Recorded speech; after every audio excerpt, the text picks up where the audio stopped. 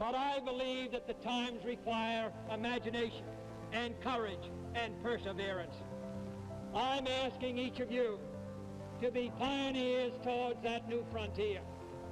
My call is to the young in heart, regardless of age, to the stout in spirit, regardless of party, to all who respond to the scriptural call, be strong and of good courage, be not afraid, neither be dismayed. For courage, not complacency, is our need today. Leadership, not salesmanship. And the only valid test of leadership is the ability to lead and lead vigorously. Please welcome Jack Schlossberg, member of the John F. Kennedy Profile and Courage Award Committee. Good evening. Thank you all for being here tonight. On behalf of my family and the Kennedy Library Foundation, I want to thank you for joining us in celebrating political courage and for supporting President Kennedy's legacy. My mom and dad couldn't be here tonight, but they send their best, and you're stuck with me. None of this would be possible without some important people who I'll now recognize. Thank you, Ron Sargent, for your leadership and your friendship. I know how much my parents appreciate you. Ron's steady hand has been guiding the JFK Library Foundation into the future, and we're so grateful for it. And thank you to Alan Price and Rachel Floor for leading the library and the foundation.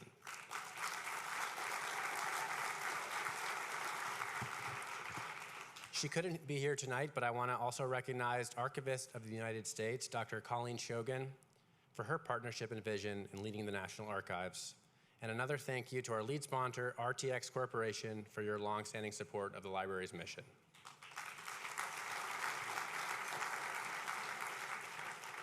I also have to thank the members of the Profile and Courage Selection Committee, who I serve with, who are here. We rely on their wise counsel every year and good humor. It's no easy task, but it's a fun job, and I'm so grateful for your help. Thank you to Mark Allen, Congressman Joaquin Castro, Carlos Curbelo, Senator Christopher Dodd, and Ron Sargent for being here. Thank you. And a final thank you to Michael Adams and his family, Christina and Lucia. Behind every Profile and Courage is a strong family, and would you please stand to be recognized, because we're so grateful for your presence.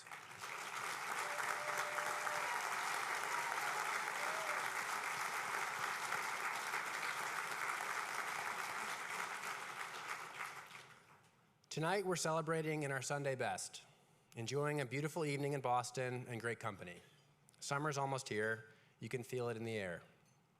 But behind me, the waters are calm and peaceful in the harbor where the American Revolution began. Beneath the tranquil surface of this moment in our daily lives, the waters aren't so still. Every moment, the most important election in history draws nearer. Good things and bad things often come at the same time. In the moment, it's not easy to tell which is which. Clarity comes with hindsight. Looking back, it's the tough times that mean the most. Our proudest achievements are the obstacles we've overcome with courage and perseverance. As my grandfather said, not because it's easy, but because it is hard. That brings us to why we're here tonight. Courage was the quality my grandfather admired most. Grace under pressure, as he defined it. This award celebrates men and women who put the national interest ahead of their own. JFK's legacy is kept alive by the political courage of our leaders today. Let me tell you why. We don't have one election for president in America, we have more than 50. Each state runs its own election. Under our federalist system, secretaries of state are the chief election officers in charge of administering our elections. They serve on the front lines of democracy. Free and fair depends on their competency and character. 2020 was a dramatic moment in the life of our country and for Michael Adams. Adams was first elected Secretary of State in Kentucky in 2019. Back then, it wasn't a high-profile job, but that changed just a few months after he took office. The pandemic put secretaries of state in the spotlight as they worked to meet the moment. For Adams, it was a defining moment. As a Republican elected by a razor-thin margin, conventional wisdom said not to work with the other side, especially not on a hot issue. But Adams put country first. and election integrity first before his party or personal interests. During the pandemic, he worked closely with Democratic Governor Andy Beshear to expand absentee and early voting and provide 3 extra days of in-person voting.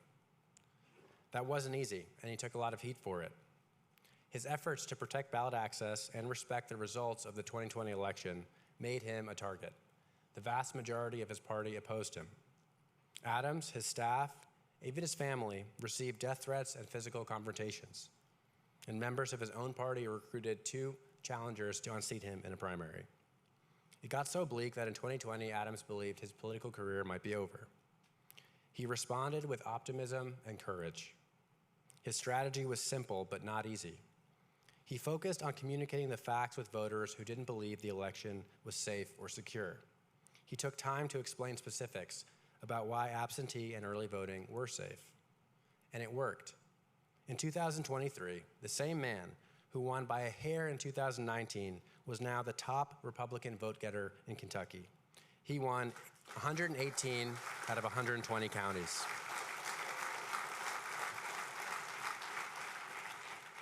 Back in 2020, 2/3 of Republicans in Kentucky opposed absentee voting. By 2023, 60% voted absentee themselves. After COVID ended, Adams championed bipartisan legislation that made permanent many of these COVID-era changes, a bill he calls the most important election law update in Kentucky in 100 years. Secretary Adams is being recognized tonight not for opposing the GOP. He is a committed and lifelong Republican.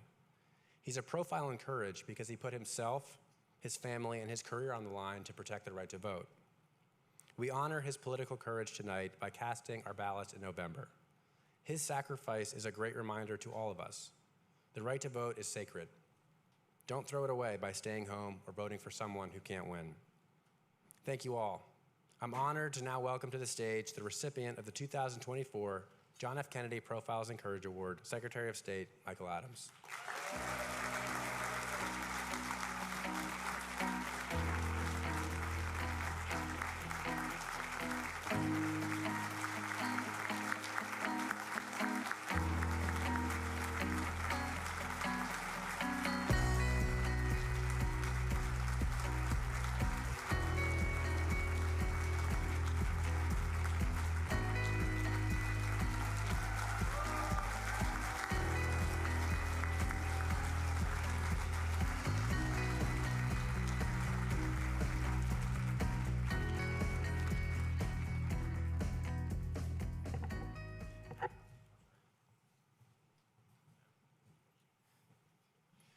Good evening. Thank you for being here and for furthering the yet unfinished work of President Kennedy. When Jack called me to offer this prestigious award, he pointedly asked me if I would accept it. Obviously, I said yes, but I wondered why he did that. So I took a look at some of the previous award winners. Former President Gerald R. Ford, former President George H.W. Bush, former President Barack Obama. And then it dawned on me, after they got this award, none of those guys went on to higher office. Nevertheless, I'll take my chances. As touched and as grateful beyond words as I am to be given this award, part of me wishes it didn't need to exist, and that political courage should not have to be a thing.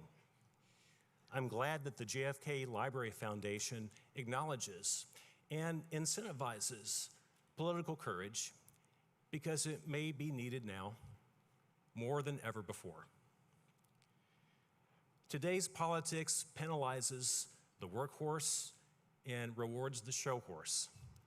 It prizes provocateurs and punishes problem solvers. And now that social media have made everybody an expert in everything, we risk descent from the Madisonian model of democracy, in which we elect our best as trustees to run our government on our behalf, to a tainted model in which independent and judicious thought in our leaders is not encouraged.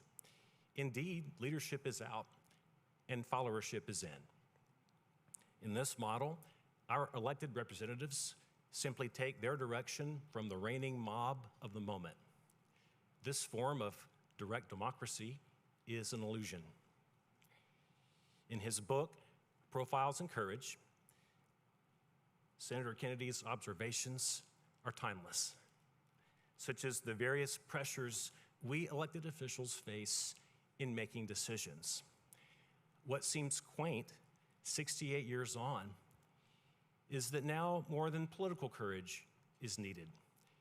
Today, when we refer to courage in our public servants, be they secretaries of state, county clerks, poll workers, school board members, even public health officials and practitioners, we refer to physical courage, the courage to risk physical harm in order to serve the public. I have not received this award for that reason. There are others who have risked far more than I. I would like to think I've been given this award to celebrate a happy ending and to mark an example others should follow in order to keep the American experiment in self-government alive.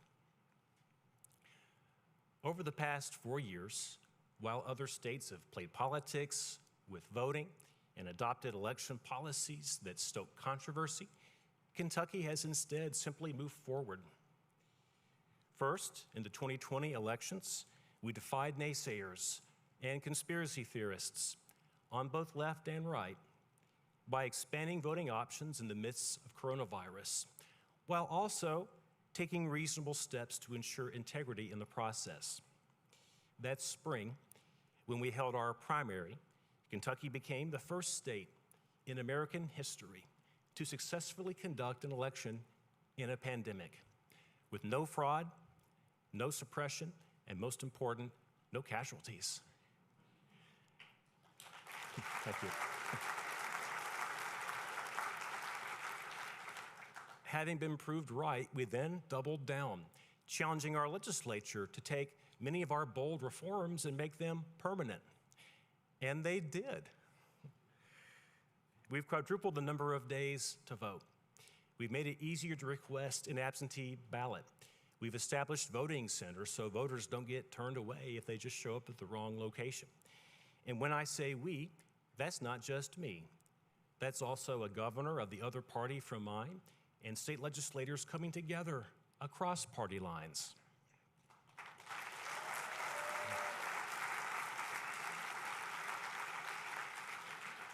It's not just the mechanics of our elections either.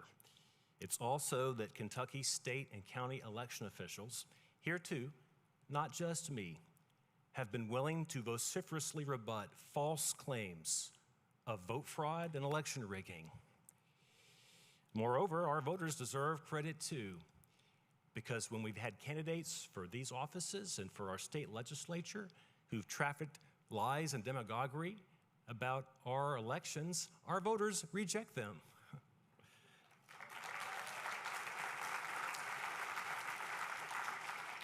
When it comes to elections, to the expansion of the franchise, to results that are fair, free, and accepted, whether one wins or loses, you might say Kentucky is a special place. You might even say, don't let it be forgot that for one brief, shining moment, there was Camelot.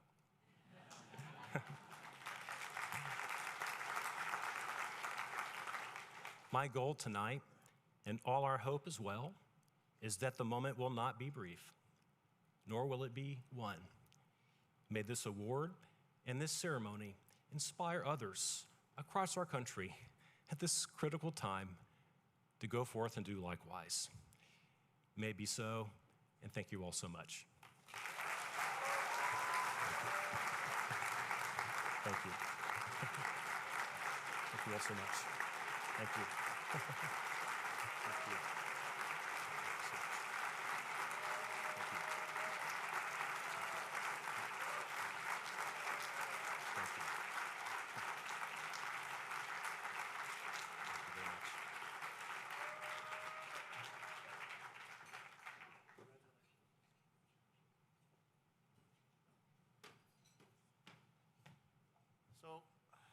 So congratulations again to Secretary Adams. We really appreciate it. I should note that Secretary Adams is from Kentucky. And thank you all for joining us for the celebration tonight of political courage.